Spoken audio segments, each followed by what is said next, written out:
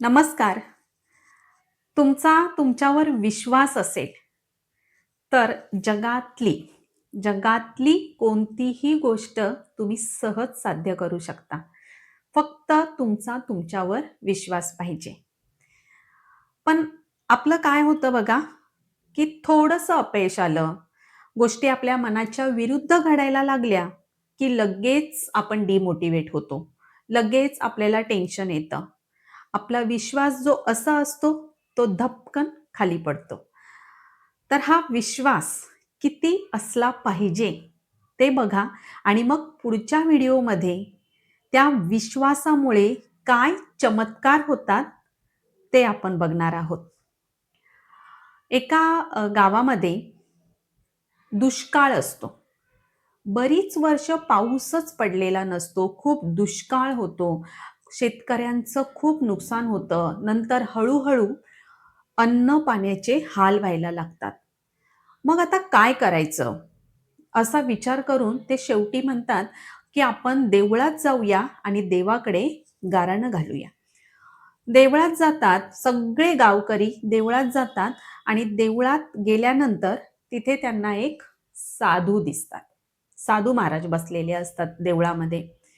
तर ते साधूला म्हणतात, की "साधू महाराज, हा एवढा दुष्काळ चाललाय, अन्न-पाण्याने आमचे हाल होतायत. तर आता यावर तुम्हीच काहीतरी उपाय काढा. तुम्हीच काहीतरी असा चमत्कार घडवा, की पाऊस पडेल. काहीही करा. तुमच्याकडे असलेली सगळी शक्ती, सगळं ज्ञान पणाला लावा, पण गावामध्ये पाऊस पडू दे."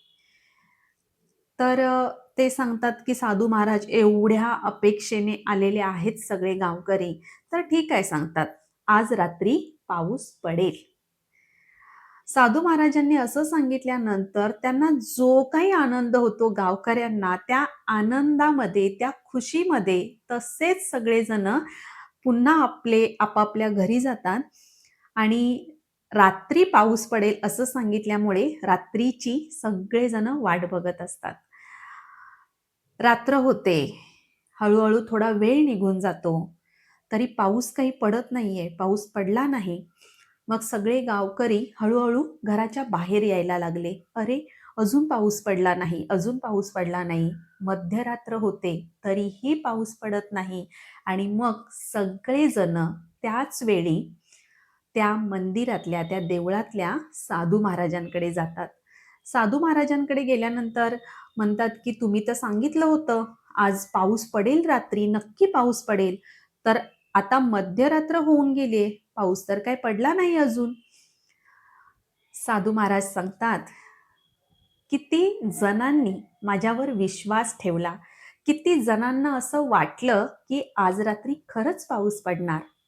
सगळ्यांनी एका क्षणाचाही विलंब न लावता लगेच उत्तर दिलं, लगेच हात वर केले, की आम्हाला सगळ्यांना असं वाटलं, की आज रात्री 100% पाऊस पडणार."